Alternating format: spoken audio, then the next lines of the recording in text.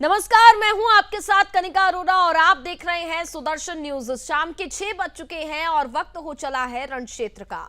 चुनावी जंग छिड़ चुकी है। पहले चरण का मतदान हो चुका है। परिणाम के लिए 6 चरण के मतदान होने अभी बाकी हैं। एनडीए और आईएनडीआईए गठबंधन के बीच कड़ी टक्कर छिड़ी हुई है। बीजेपी देश भर में लगातार रैलियां और जनसंवाद कर रही है। प्रधानमंत्री नरेंद्र मोदी अपनी जीत सुनिश्चित करने के लिए खुद अपने स्टार प्रचारकों के साथ मैदान में उतरे हैं। इस बार बीजेपी का अहम फोकस उन क्षेत्रों पर है जहां 2019 में बीजेपी की पकड़ कमजोर पड़ गई थी। वहीं दूसरी तरफ वार पलटवार का सिलसिला भी शुरू हो चुका है। जहां एक तरफ एनडीए 400 पार के नारे को लेकर संतुष्ट नजर आ रही है, तो वहीं दूसरी तरफ आईएनडीआईए गठबंधन बीजेपी के नारे को निशाना बनाकर लगातार वार कर रही है।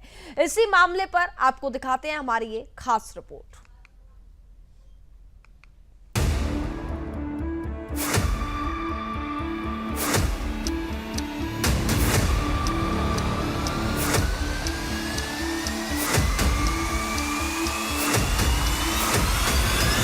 लोकसभा चुनाव 2024 शुरू हो चुका है। शुक्रवार को प्रथम चरण के मतदान भी संपन्न हो गए। मतदान के आंकड़ों की बात करें तो 2019 के मतदान प्रतिशत से 2024 का मतदान प्रतिशत कुछ कम रहा। कहा जा रहा है कि पहले चरण में मतदाताओं का उत्साह कुछ फीका नजर आया, लेकिन 2024 का ये रण यहीं नहीं थमने वाला। ये अभी शुरुआत है। ऐसे 6 और चरण अभी बाकी हैं। पहले चरण के थमते ही बीजेपी ने अगले चरणों की तैयारी का बिगुल फूंक दिया है। प्रधानमंत्री नरेंद्र मोदी समेत सभी स्टार प्रचारक ताबड़तोड़ रैलियों में जुट गए हैं, लेकिन विपक्ष अब भी कई मामलों में फंसा हुआ दिखाई दे रहा है। जहां एक तरफ एनडीए अपने लक्ष्य को लेकर दृढ़ है, वहीं विपक्ष लगातार निशाने साधने में जुटा हुआ है। जहां एक तरफ राहुल गांधी ऐलान करते नजर आ रहे हैं कि एनडीए 150 सीटों से एक सीट भी ज्यादा नहीं जीत पाएगा, वहीं तेजस्वी यादव का बयान सामने आ रहा है कि बीजेपी के दावों का पुलिंदा अब ढहने वाला है। बीजेपी भी बयानों पर पलटवार करने से पीछे नहीं हट रही। लगातार रैलियों में पीएम मोदी और गृह मंत्री अमित शाह विपक्षी गठबंधन पर निशाना साधते नजर आ रहे हैं। खैर, ये बयानबाजियां और वार पलटवार तो चलते रहेंगे। किसका पलड़ा कितना भारी रहता है और किसकी नैया डूबती है, इसका परिणाम तो 4 जून को लोकसभा चुनाव के परिणाम के साथ ही स्पष्ट होगा। Bureau report, Sudarshan news.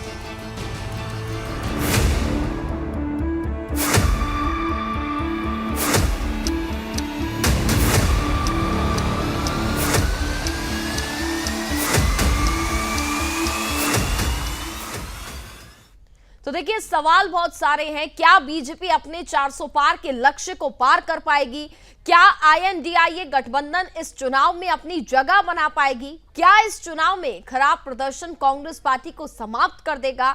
सवाल बहुत सारे हैं। इन सवालों पर हम चर्चा करेंगे। हमारे साथ पैनल में कई गेस्ट भी जुड़ेंगे, लेकिन उससे पहले आपको दिखाते हैं वार पलटवार के इस सिलसिले में पहले चरण के बाद बीजेपी और विपक्ष की क्या प्रतिक्रियाएं सामने आई हैं। शाहजादे और उनकी टोली 26 अप्रैल को वायनाड में वोटिंग का इंतजार कर रही है। जैसे ही 26 को वायनाड में वोटिंग पूरा हो जाएगा, ये शाहजादे के लिए एक और सुरक्षित सीट घोषित कर देंगे और कहीं और से फिर से लड़ाना पड़ेगा उनको,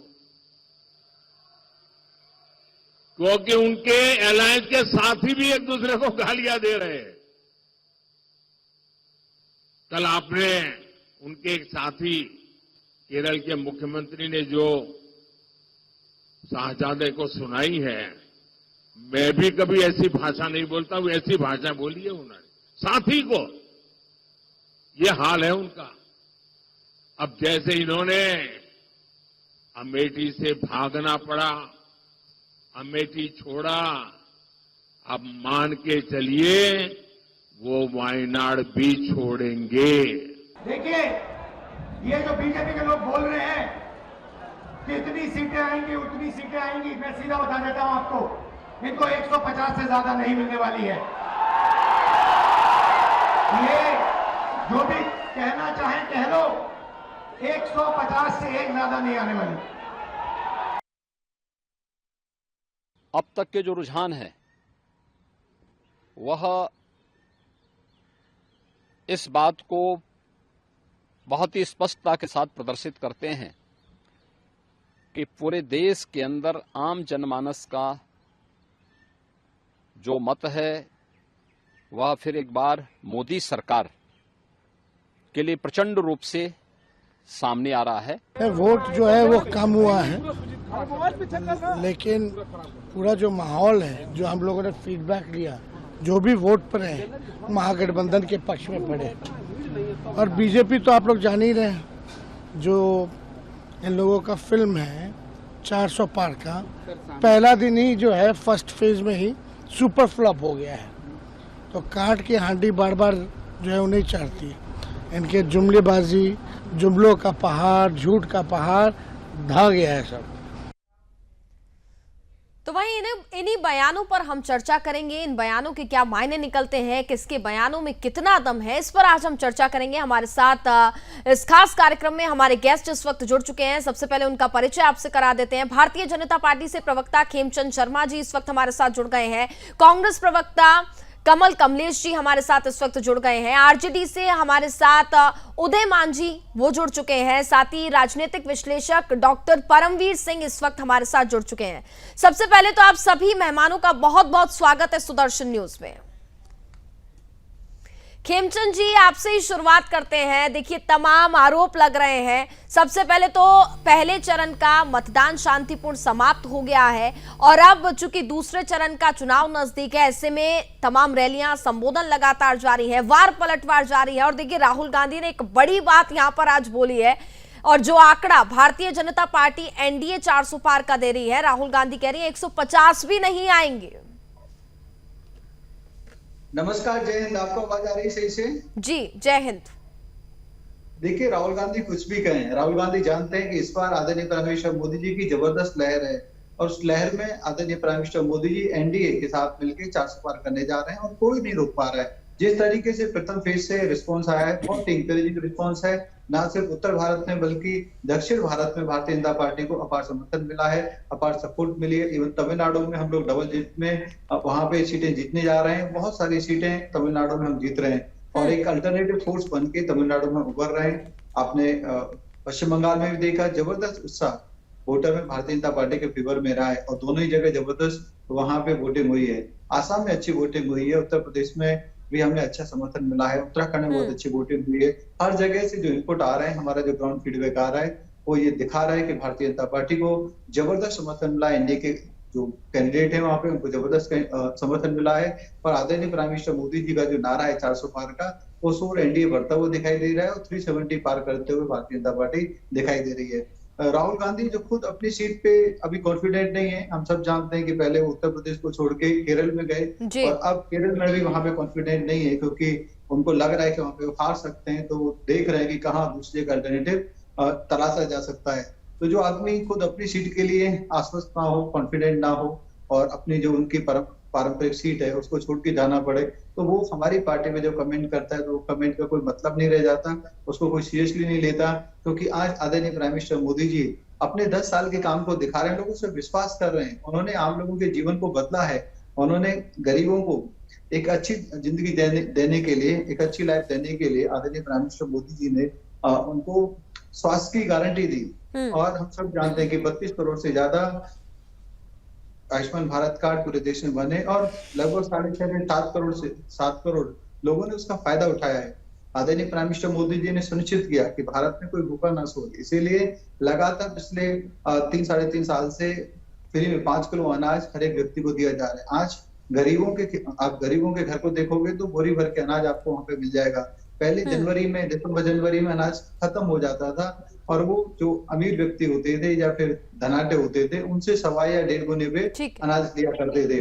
और पिछले ये जनवरी से लेके मार्च अप्रैल तक एक टाइम खाना खा के काम चलाते थे। लेकिन आदरणीय प्राइम मिनिस्टर मोदी जी ने जो 70-80 हजार करोड़ का अनाज गोडाउन में सड़ता था, आज गरीब की थाली में डाला है। आदरणीय प्राइम मिनिस्टर मोदी जी ने 14 करोड़ से ज्यादा परिवारों को नल से जल देने का काम किया है। आदरणीय प्राइम मिनिस्टर मोदी जी ने लगातार पीएम किसान के माध्यम से किसानों को एम्पावर किया, मदद दी है और उससे जुताई, बुवाई, और कटाई, ये जो बेसिक काम होते हैं उसके लिए कर्ज लेने की जरूरत नहीं है, किसी से मांगने की जरूरत नहीं है, उनसे उनका काम चल रहा है। आज आदरणीय प्राइम मिनिस्टर मोदी जी ने सुनिश्चित किया है कि अगर प्राकृतिक आपदा की वजह से, ओले की वजह से, बारिश की वजह से, सूखा की वजह से अगर फसल खराब होती है तो उसका पूरा कंपनसेशन सरकार दे, और वो फसल बीमा के माध्यम से दिया जा रहा है। आदरणीय प्राइम मिनिस्टर मोदी जी ने सुनिश्चित किया कि हमारी बहनें एम्पावर हों, उनको रिजर्वेशन देने का काम मोदी जी ने किया है। और उन्होंने रोड मैप प्रस्तुत किया कि पहली बार आपने पहली बार जब मैं आया तो आपकी उम्मीद थी, उम्मीदों पे मैं खरा उतरा,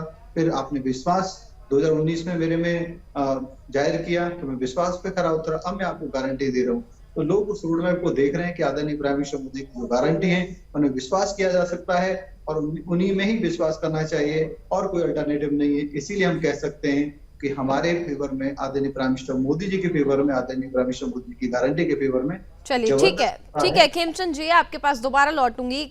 कमल कमलेश जी, आपसे समझना चाहूंगी, जिस तरीके से प्रधानमंत्री नरेंद्र मोदी को आज हमने सुना, उन्होंने कहा कि राहुल गांधी को तो वायनाड सीट से भी डर लग रहा है। एक तो सवाल मेरा आपसे ये है, और दूसरा, राहुल गांधी ने जो आज प्रतिक्रिया दी है, उनकी ओर से बयान सामने आया कि 150 सीट जो है बस वो ही खाते में आने वाली हैं।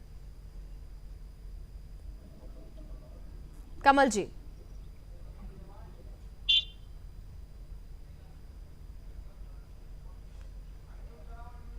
कमल जी, आप अपना माइक अनम्यूट कीजिएगा।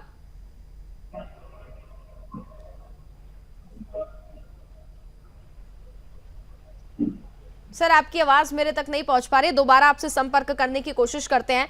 हमारे साथ उदय मांझी जी भी लगातार बने हुए हैं। उदय जी, मैं समझना चाहूंगी, बिहार में अगर हम पहले तो परसेंटेज की ही बात कर लेते हैं, जिस तरीके से इस बार जो परसेंटेज सामने आया वोटिंग का, वो 47.49% सामने आया, जो कि पिछली बार के मुकाबले थोड़ा सा कम देखने को हमें यहाँ पर मिल रहा है। सबसे पहले तो इसका क्या कारण, और दूसरी ओर तेजस्वी जी को हमने सुना, वो कह रहे हैं कि भारतीय जनता पार्टी के झूठ का परिंदा जो है वो इस बार ढहने वाला है। किन तथ्यों के आधार पर ये बात कही जा रही है? निश्चित रूप से पहले नमस्कार। निश्चित रूप से बिहार में जागरूकता अभियान प्रशासन की ओर से जो चलाना चाहिए वह दलितों के, शोषितों, पीड़ितों के गांव कस्बे में नहीं चलाया गया, और इसका प्रतिफल है कि और धूप का भी प्रभाव पड़ा है। इसके चलते भी परसेंटेज वोटिंग कमा है, क्योंकि प्रशासन लोग जितना है माने बाजार कस्बे में ही चलाते हैं। गांव कस्बे में प्रचार जो होता है नुक्कड़ सभा के माध्यम से जागरूकता अभियान चलाई जाती है मतदाताओं के बीच में, वह कम देखने को मिला है। इसका कारण भी पोलिंग परसेंटेज कमा है। और तेजस्वी प्रसाद यादव जी निश्चित रूप से युवा तुर्क हैं, जो बोल रहे हैं, जो कहते हैं वही सही होता है। और वह निश्चित रूप से ये जरूर है कि यहाँ जो बिहार में एनडीए का या महागठबंधन कहिए या तेजस्वी जी का जो आह्वान है वह 100% सत्य बात है और सत्य ही पूरा होगा। और निश्चित रूप से उनका जो कथनी है वह करनी पर विश्वास होता है, जो कहते हैं वो करते हैं।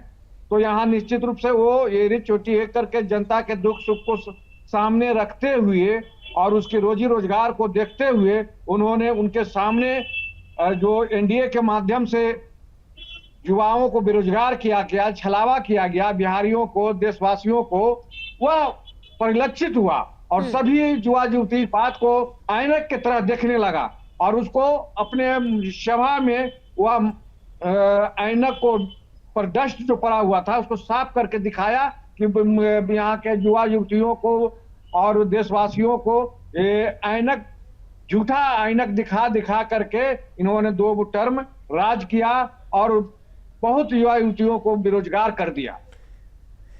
लेकिन उदय जी, वहीं हम खेमचंद जी को सुन रहे थे, तो खेमचंद जी तो ये कह रहे हैं कि प्रधानमंत्री नरेंद्र मोदी ने गरीबों के लिए बहुत काम किया है, प्रधानमंत्री नरेंद्र मोदी की गारंटी का जादू, मोदी मैजिक हमें देखने को मिला है। ये विगत जो 2 टर्म चुनाव हुआ, विगत दशक का जो था वह जुमलाबाजी का माने परिणाम था। जुमला में सब आदमी फंस गया कि 2 करोड़ नौकरी मिलेगा प्रत्येक साल, 15 लाख खाते में जाएंगे, जनधन योजना के तहत सबके खाते में पैसे आएंगे। आपको समझिए कि स्टार्टअप इंडिया का सपना दिखाए, काला धन वापस लाएंगे, जी। इसके जुमलाबाजी में सबको 2 टर्म वहां दिया। और अब जो कह रहे हैं कि 5 किलो अनाज, जबकि उसके पहले चीनी मिलता था, राशन में दाल भी मिलता था, गेहूं भी मिलता था, चावल भी मिलता था और 35 किलो मिलता था, किरासन तेल भी मिलता था। आज क्या है? 5 किलो चावल, 5 kilo ration, 5 kilo ration. 5 kilo ration से क्या हो सकता है? और अगर नौकरी मिलेगा युवाओं को, युवतियों को, बिहार वासियों को रोजगार मिलेगा, तो इसे से 5 किलो राशन प्रत्येक दिन खरीद करके अपने बाल बच्चों को खिलाएगा, परवरिश करेगा। लेकिन ये छलावा जो दे रहे हैं कि 5 किलो राशन दे रहे हैं, वह निश्चित रूप से और जो पहले से मिल रहा था चीनी और किरासन तेल 35 किलो राशन, उसमें तो बहुत कटौती कर दिया, भुखमरी के कगार पर ला दिए। ठीक है, जवाब ले लेते हैं, बिल्कुल उदय जी जवाब भी ले लेते हैं, लेकिन डॉक्टर परमवीर सिंह जी भी हमारे साथ लगातार बने हुए हैं। सर, आपसे समझना चाहेंगे, जिस तरीके से प्रधानमंत्री नरेंद्र मोदी कह रहे हैं कि एनडीए के पक्ष में एक तरफा वोटिंग हुई है, लेकिन वहीं राहुल गांधी कह रहे हैं कि एनडीए तो 150 सीटें ले आए, वही बड़ी बात है।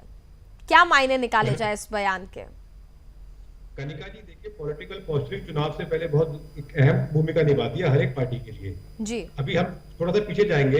एनडीए ने नारा दिया कि एनडीए 400 पार, तो शुरू के कम से कम 1 महीने तक तो किसी ने ये भी नहीं कहा कि 400 नहीं हो पाएगा। ये कह रहे थे नहीं 400 नहीं हो पाएगा, कम रह जाएगा थोड़ा सा, लेकिन अपनी जीत का दावा ठोक ही नहीं पा रहे थे। ये अभी 4 दिन से शुरू हुआ है कि जब वो कहना शुरू किया, पॉलिटिकल पोस्टरिंग ऐसे दिखा रहे हैं, तो इससे साफ दिखाई देता है कि मोराल डाउन है विपक्ष का जी, मोराल डाउन है, पॉलिटिकल पोस्टरिंग दिखा रहे हैं। इस बार का चुनाव बहुत ही साइलेंट चुनाव हो रहा है। देखिए, आपने देखा होगा पहले के चुनाव में होता कहता है कि बहुत ज्यादा शहर में होर्डिंग्स वगैरह लगते थे और अपना ये लाउड स्पीकर के ऊपर गाड़ियां घूमती थी, अपने नारे लगाए जाते थे, सोशल मीडिया पे भी गाने चलते थे तमाम पार्टियों के। इस बार कम है।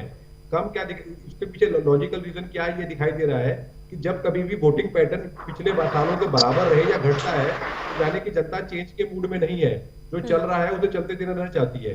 2014 का इलेक्शन हो या उससे पहले अगर 1989 का इलेक्शन भी देखेंगे, तो बम्पर वोटिंग जब होती है, तो चेंज जब सरकार में लाना होता है, तो जनता खुलकर वोट डालती है। इस बार वोटिंग परसेंटेज जो कम हुआ है, उसके पीछे रीजन दिखाई दे रहा है कि संतुष्टि है लोग मैक्सिमम लोगों में कि ठीक है जो सरकार कर रही है। यही कारण है कि वोटिंग पैटर्न घट भी रहा है।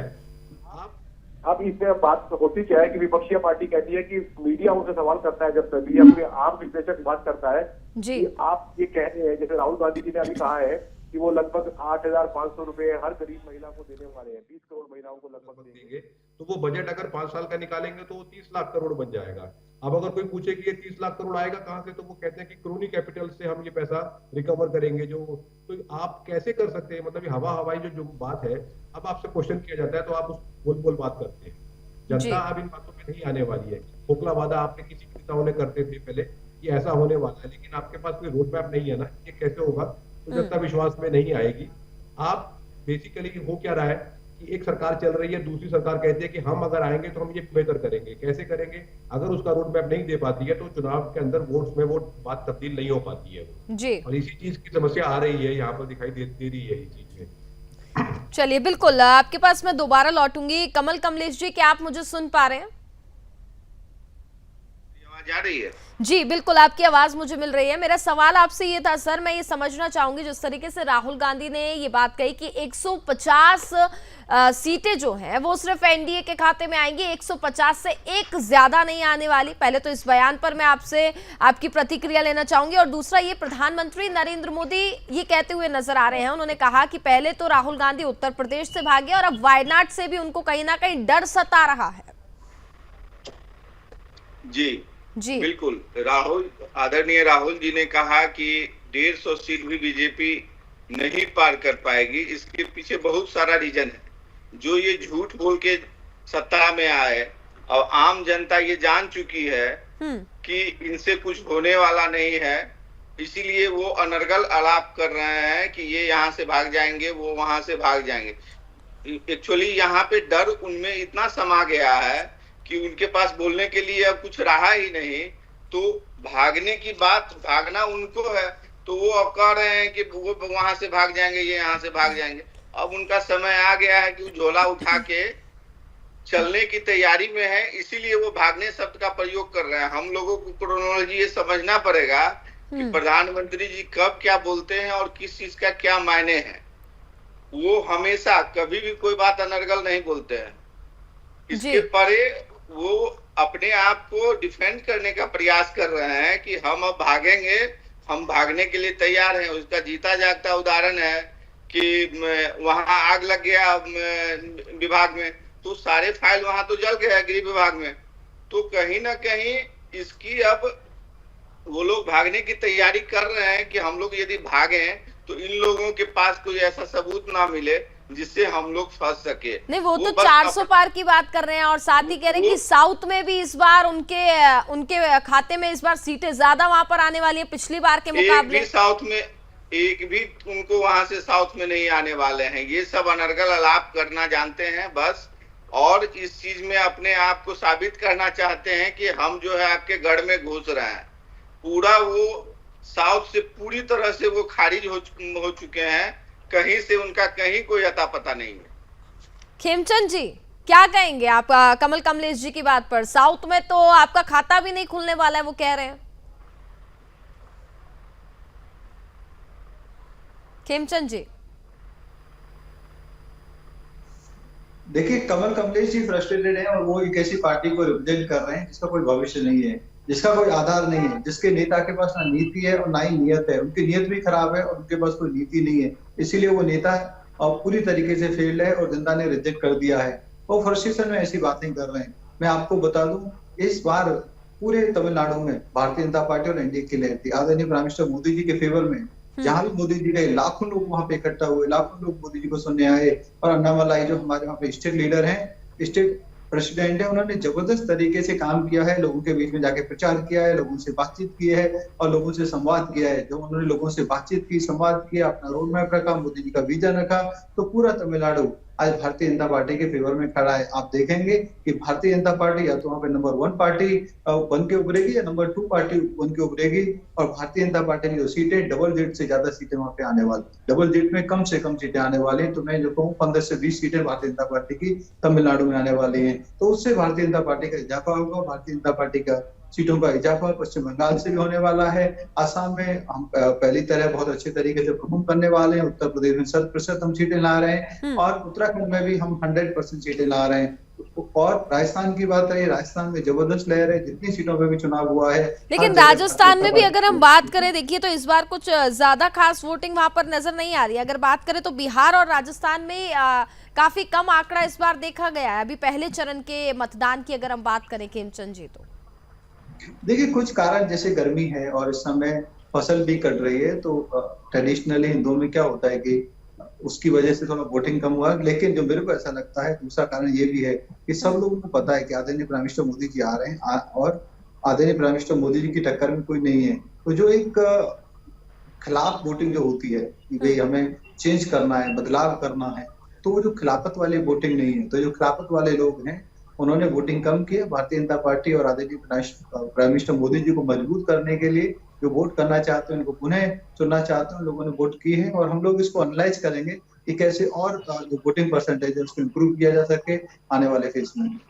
चलिए ठीक है खेमचंद जी, आगे भी चर्चा को जारी रखेंगे और क्या इन बयान के मायने हैं इस पर भी हम लगातार चर्चा कर ही रहे हैं। क्या वार पलटवार हुआ है वो भी लगातार हम आपको बता रहे हैं।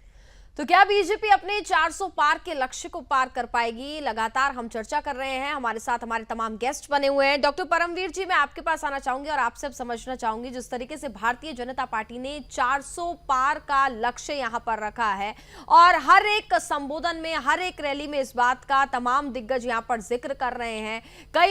कई मुद्दे हैं जिसको लेकर के वो जनता के बीच में उतरे भी हैं। क्या लगता है इस लक्ष्य में कितना दम है आखिर? कनिका जी देखिए, चुनाव के अंदर हर एक पार्टी किसी ना किसी नारे के साथ आती है। तो ये नारा ही था 400 पार का, लेकिन इसके ऊपर एक प्रोपेगेंडा इतना अच्छा हुआ है कि विपक्ष इसका कोई तोड़ नहीं निकाल पाया। वो इस नारे के साथ में मतलब खुद भी बह रहे हैं इसमें।